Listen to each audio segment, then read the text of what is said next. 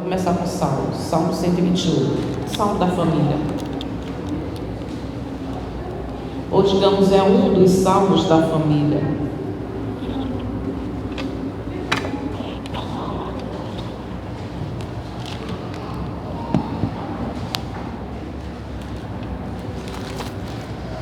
Já?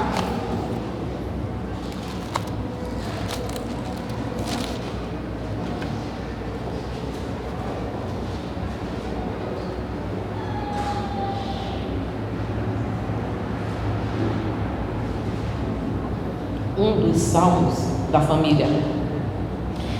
E eu quero falar um pouco sobre família, que é a coisa que eu mais admiro no mundo. Irmãos, o nosso Deus, deixa essas palavras entrar no teu coração, em nome de Jesus. Deixa essas palavras entrar no teu coração. Vou falar agora, porque as palavras que eu vou falar agora, elas são totalmente contrárias ao que o mundo está mostrando hoje, ao que o mundo está mostrando hoje. E é muito triste que às vezes essas palavras contrárias, às vezes a gente encontra até da boca de cristãos, sabe?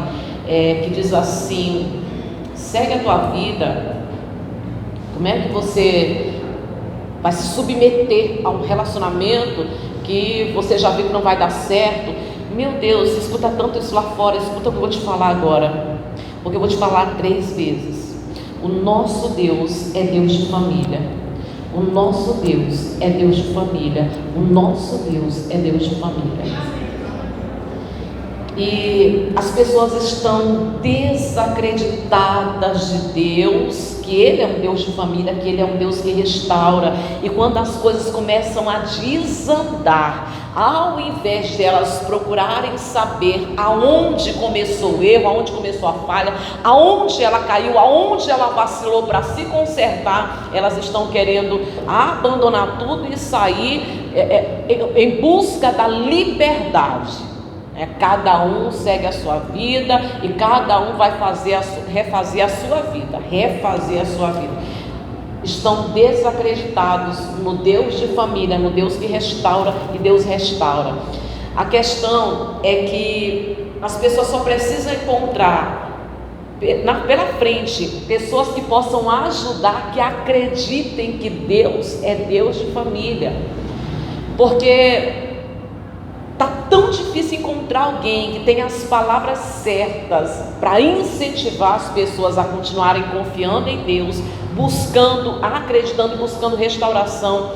E algumas pessoas acabam desistindo. Você sabe por quê? Porque a maioria cai no erro de ir para a igreja, procurar Jesus, buscar a Deus para restaurar o seu casamento, para restaurar o seu lar. E eu digo para você que isso está errado. Eu sei que eu dei um nó na tua cabeça agora, mas você sabe como é que eu faço. Eu dou um nó, mas depois eu desato.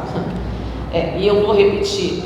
Tem pessoas que erram porque elas vão para a igreja buscar a restauração do seu lar, a restauração do seu casamento, e elas lutam, elas dobram o joelho, elas choram, elas seguem conselhos, fazem campanha, fazem corrente, fazem propósito, fazem jejuns, acordam pela madrugada, buscando a restauração da sua família, buscando a restauração do seu casamento. Elas acabam se cansando. Algumas já vi isso acontecer, desistem, e aí elas dizem assim: já lutei, eu tentei, agora eu vou tentar refazer minha vida, vou procurar fazer alguma coisa para ocupar minha cabeça. Quem sabe mais na frente eu encontro uma pessoa que me faça feliz, e quem sabe Deus não me dá uma segunda chance para me ser abençoado. Se não deu certo, se eu tentei, eu orei, eu jejuei, eu fiz de tudo, eu fiz campanha, eu fiz propósito, fiz tanta coisa, se não deu certo é porque não era da vontade de Deus. Sério, eu falo isso com toda a convicção, é o que se falam por aí. Mas Deus não restaura casamento, Deus não restaura família, Deus restaura pessoas. Tem muita gente que vai lutar pelo seu casamento, lutar pela sua família, e deixa de buscar a restauração da sua vida, da sua alma, do seu coração. Enquanto ela não for restaurada, as coisas ao redor dela continuam a mesma coisa. Deus restaura pessoas.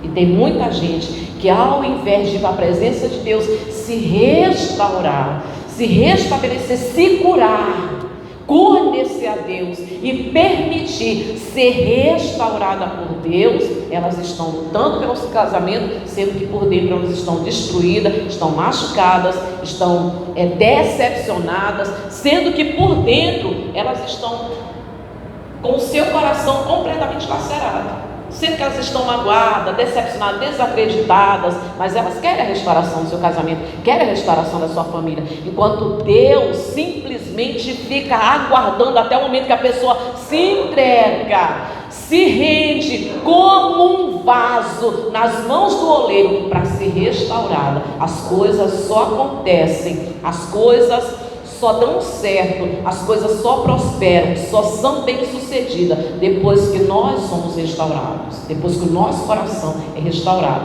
Amém, Jesus?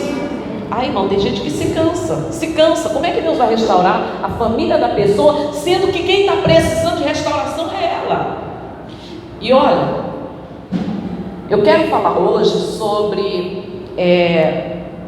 o poder do homem, a autoridade do homem, mas quero falar também sobre o poder de construir e de destruir da mulher, porque eu vou falar uma coisa para vocês: 90% dos lares destruídos, dos casamentos destruídos, culpa das mulheres. E eu tenho estudado muito, sabe, a respeito dessas coisas, por causa da experiência. Eu acho que nada se compara à experiência, e eu observando, vendo a experiência das pessoas, vendo os testemunhos, só depois das mulheres serem conduzidas ao deserto e elas estarem enfrentando o deserto, que é a dor, que é o sofrimento, que é a desolação, só depois de elas estarem sofrendo muito é que elas conseguem enxergar que o que aconteceu no lar dela, que quando desandou, que quando o marido se perdeu, foi culpa dela. Certo, eu estou falando. Esse aqui é um dos salmos da família, e no versículo 1 diz assim: olha, bem-aventurado aquele que teme ao Senhor e anda nos seus caminhos, que teme, que respeita, que honra ao Senhor, para que as coisas deem certo, principalmente para que o nosso lar seja abençoado, para que o teu lar seja abençoado, para que principalmente os homens, porque o homem ele é o sacerdote da casa. Se você não sabe, mas fique sabendo hoje, eu vou repetir novamente: o homem é o sacerdote da família, ele é o sacerdote, ele é o cabeça, ele é o líder, e para ele liderar, primeiramente, ele precisa permitir que a alma dele seja liderada por Deus. Então, bem-aventurado aquele que teme ao Senhor. Se não há respeito, se não há temor, se não há amor por Deus, se Deus não guia a alma do homem, não tem negócio feito. Primeiramente, a alma do homem tem que ser dirigida e liderada pelo Senhor. Primeiramente, primeiro passo. Então, bem-aventurado aquele que teme ao Senhor e anda nos seus caminhos. Do trabalho das suas mãos comerás, feliz será e tudo te irá bem. Aqui está falando de prosperidade. Agora olha só: a tua esposa no interior da tua casa será como uma videira frutífera. Pausa. Porque no passado, e para os hebreus, lógico, né, que a gente está lendo aqui um salmo que nos arremete para a cultura dos hebreus, a cultura de Israel. Eles compreendiam muito bem, e a gente, para compreender, tem que levar a nossa memória para entender a cultura de Israel, para poder compreender. No passado, irmãos, a alegria de uma casa, eu já falei isso daqui várias vezes, né? Eu não sei o que é a alegria da tua casa hoje, o que é a alegria da tua família hoje. No passado, a alegria de uma casa era o vinho. O vinho simbolizava a alegria, que fazia sorrir, que fazia gargalhar, e que simbolizava também o amor. Como diz aqui, a mulher é a alegria da casa. Olha que coisa. Quer ver comigo de novo? 3. A tua esposa no interior da tua casa, lá, como se diz, nos bastidores, né? Quem aparece mais homem, mas nos bastidores, lá no interior da casa, no interior da tua casa, será como uma videira frutífera. Não quero falar dos filhos agora.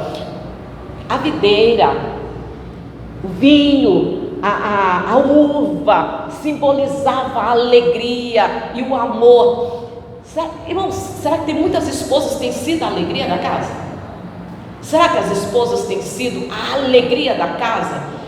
Que, sabe, que trata todo mundo com amor, que faz as coisas com amor, que faz as coisas para os filhos com amor, sabe, que tem aquele prazer de, quando está cozinhando, fazer aquela comida já imaginando os filhos e o marido saboreando, que cuida das coisas dos filhos e do marido, lembrando e com gratidão: eu tenho uma família, eu tenho um marido para me amar e cuidar, eu tenho filhos para me amar e para cuidar. Ou será que, porque pelos estudos que eu tenho feito, o que mais tem são mulheres rixosas, é o que mais tem, mulheres que se aborrecem, que se irritam com facilidade, que reclamam de tudo, quando se passa um pano na casa, quando se faz uma comida,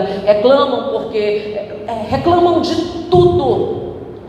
Algumas, infelizmente, influenciadas pelos ensinos de hoje, que a gente diz assim, a gente critica, né? Nós que somos cristãos, a gente critica o feminismo.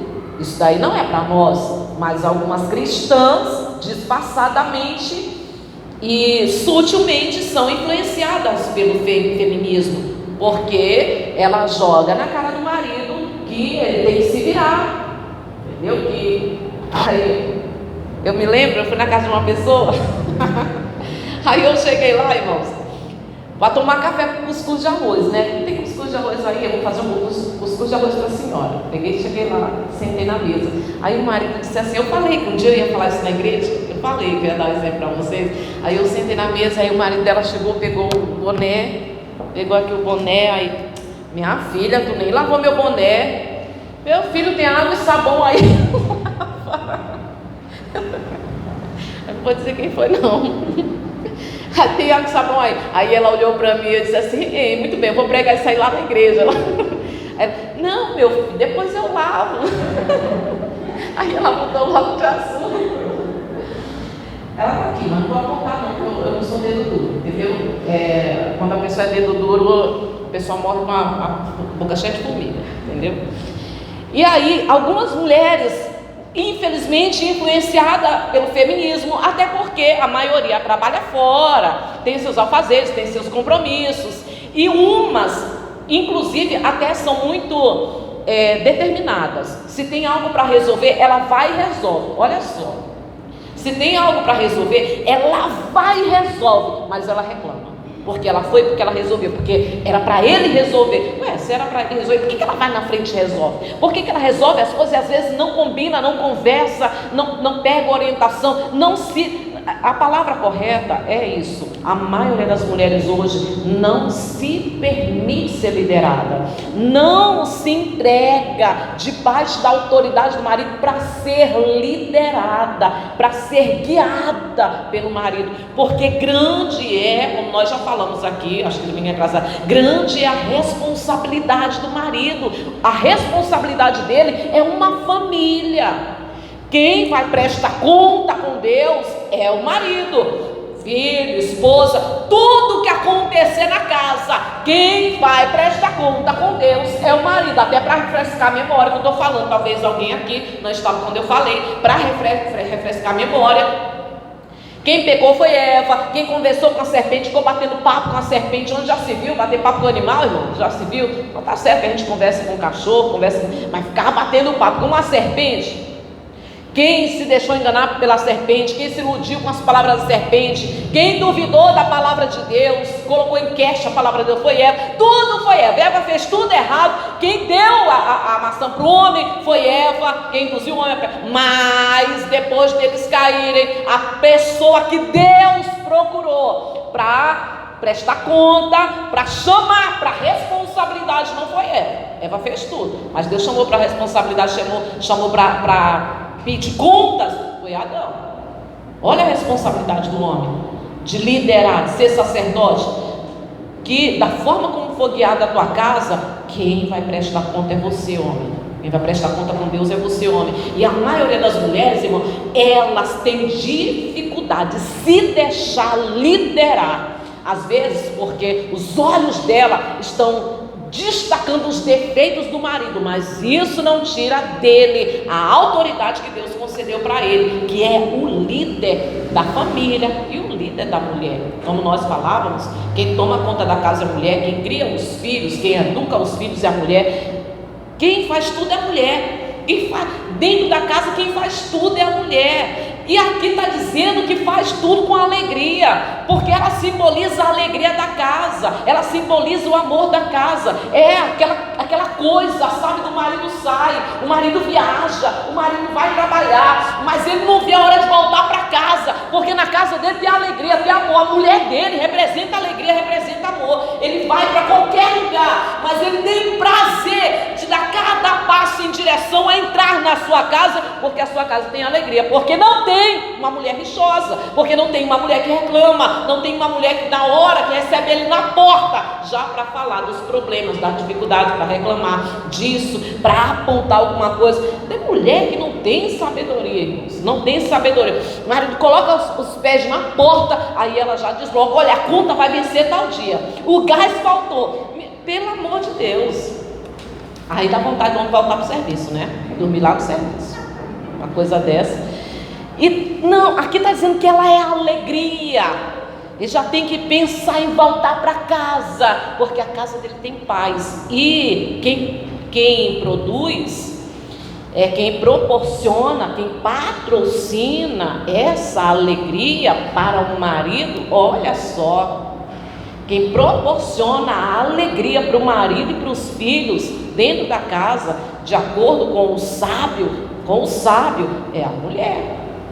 A mulher está proporcionando essa alegria, está proporcionando alegria para o marido e para os filhos, ou está proporcionando, eles estão tentando se distrair, estão olhando para a televisão para ver se eles esquecem ela reclamando, murmurando e falando da panela, que alguém deixou alguma sujeirinha ali, e ela reclama do chão, e ela reclama não sei do que, e reclama de tanta coisa que às vezes eles até procuram se distrair, para não ir embora, né? Para não ir embora de casa. Aí fala deixa eu falar mais sobre a videira. Simbolizava a alegria, simbolizava o amor e tinha grande importância para a família, de tal maneira que o próprio Deus proibiu os hebreus de fazer qualquer tipo de negócio com a videira. Aí no versículo 3 diz assim: teus filhos como rebentos da oliveira à roda da tua casa. Olha que coisa maravilhosa, irmãos, que coisa linda. Porque a oliveira, ela significava a prosperidade da família, de grande valor. Porque a oliveira é dela que se extraía algo caríssimo, que dava prosperidade e riqueza para a família, que é o azeite. E uma outra coisa também da oliveira é que ela consegue ter cerca ainda de 3.000, é isso, Jesus? 3.000 anos de vida. Aqui, eu acho que eu marquei 3.000 anos, achei isso demais. 3.000 anos, mas de acordo com a minha pesquisa, 3.000 anos de vida. Ou seja, os filhos simbolizam valor, não é aquela coisa que às vezes a família diz assim: tu não vale nada, tu não sabe nem fazer. Ainda, irmãos, apesar de eu não aprendi a cozinhar com a minha mãe, eu não aprendi. Eu aprendi com a minha tia, porque eu cheguei lá e a minha tia me entregava a casa, me entregava assim nas minhas mãos e dizia assim: quando eu chegar eu quero comer isso. Eu me virava, muitas das vezes, super paciente, uma mãe para mim, nunca brigou comigo, chegava lá, comia coisa queimada, comia não sei o quê, mas foi ela que me botou, porque a minha mãe, todas as vezes que eu chegava perto do fogão, eu digo: mãe, deixa eu ver, ela sai daqui que tu não sabe mexer nessas coisas, tu escutava isso o tempo todo, tu vai te queimar. a caçula da casa, super protegida, e ela dizia assim: tu não sabe, sai daqui, tu vai te machucar, tu vai te queimar. Todo o tempo nunca me ensinou a fazer um arroz, mas também nunca jogou na minha cara, dizendo assim: você não presta nem para casar, porque não sabe nem um arroz que tu não sabe fazer. Mas tem mãe que faz isso com filha: não presta para casar, você não presta para nada, você não vai ser feliz, tu não sabe fazer, não sabe fazer nada que preste, não sabe.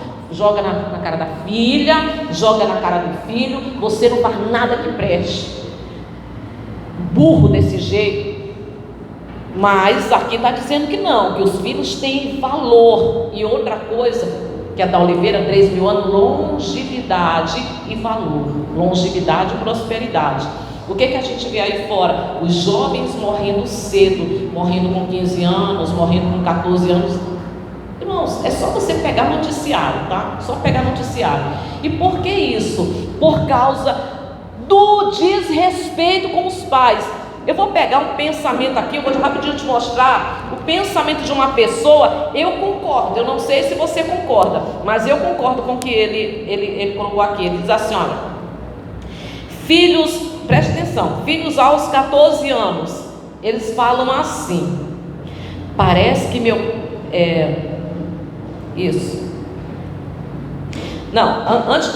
antes dos 14 anos, geralmente os filhos elogiam os pais e têm os pais como heróis. Meu pai é o máximo. Já com 14 anos, eles falam assim: parece que meu pai se engana a respeito de certas coisas. Vai vendo, parece que meu pai se engana a respeito de certas coisas. Aos 20 anos, meu pai está um pouco atrasado das suas ideias, antiquado, está com a cabeça antiga. Meu pai é antiquado, é antigo. Aos 25 anos, já mudou. Não é meu pai, diz assim: o velho não sabe nada mesmo, está caducando. Aos 35 anos, não sei nem se eu falo com o velho sobre esse assunto, que não confia, né? Não sei nem se eu falo com o velho desse assunto. 45 anos, poxa, como é que meu pai conseguia? Começa a vivenciar, entendeu? As coisas, começa a pagar conta, começa a liderar a família, aí começa a esquentar a cabeça. Eu não sei como é que meu pai conseguia. Aos 55 anos, que pena que meu velho não está aqui. Uma pena que meu pai tenha morrido, porque tinha umas ideias bacanas. Aos 65 anos, o meu pai é que era um sábio. Meu pai, sim, ele era uma pessoa honrada. Ele sabia das coisas. Você vê, mas aí quando vai dar valor, o pai já não dá mais vivo, já não dá mais presente. Mas o que essa pessoa colocou aqui, eu verdadeiramente concordo. Durante criança, meu pai, mas quando começa 14, 20 anos, aí começa a desprezar a sabedoria dos pais. Porém, isso os pais também têm a sua responsabilidade de nunca tratar os filhos como amigo, como colega, mas como filhos, sabendo liderar, é lógico. Então, longevidade, os filhos têm longevidade por quê? Por causa do respeito. E o respeito, quando ele acontece, quando ele reina numa casa, ele começa, lógico, pelos pais, porque, como diz o apóstolo Pedro e o apóstolo Paulo em Gálatas, e o apóstolo Pedro na 1 Pedro capítulo 3 e Gálatas capítulo 5, 3. Os dois versículos falam que o marido e a esposa se honram e se respeitam. Se honram e se respeitam. Honrar, tem autoestima, ter alta consideração e respeitar, tanto pelas atitudes como pelas palavras. Aí, continuando assim, 4. Eis como será abençoado o homem que teme ao Senhor. O Senhor te abençoe desde Sião, para que veja a prosperidade de Jerusalém durante os dias da vida. Veja de teus filhos pais sobre Israel. Deixa eu te mostrar rapidinho Provérbios capítulo 17. Provérbios capítulo 17.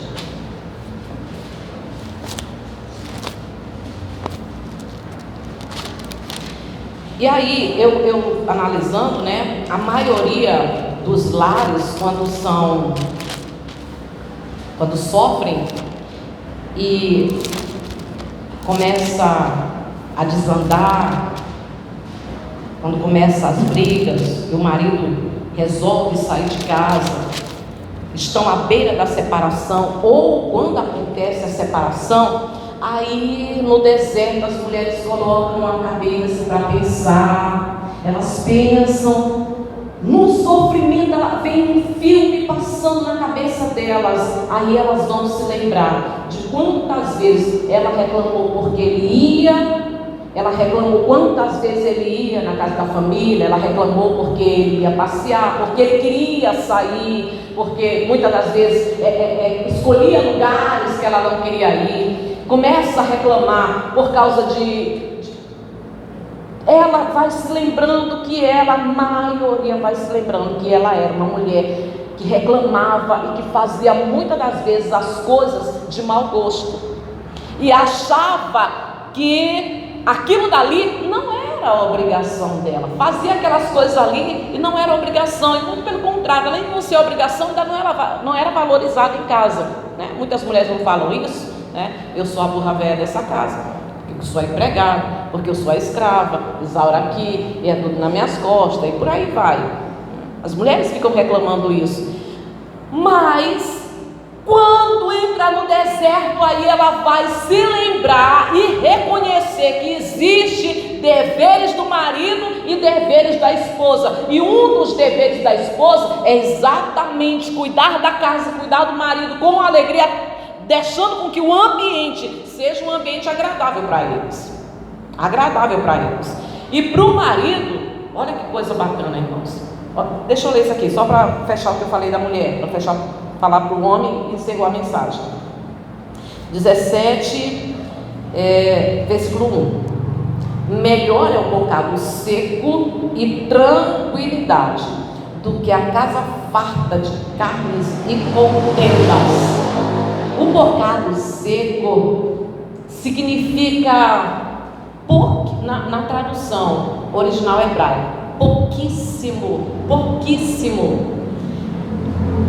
E a gente devia pensar quantas pessoas, irmãos, que tem fartura, que tem riqueza, que tem, como diz, né, um banquete. Quantas pessoas têm um banquete em casa, tem carnes e animais decolados na sua casa, fartura, mas se trocaria isso por paz, por harmonia dentro do lar. Quando fala bocado, é muito pouco.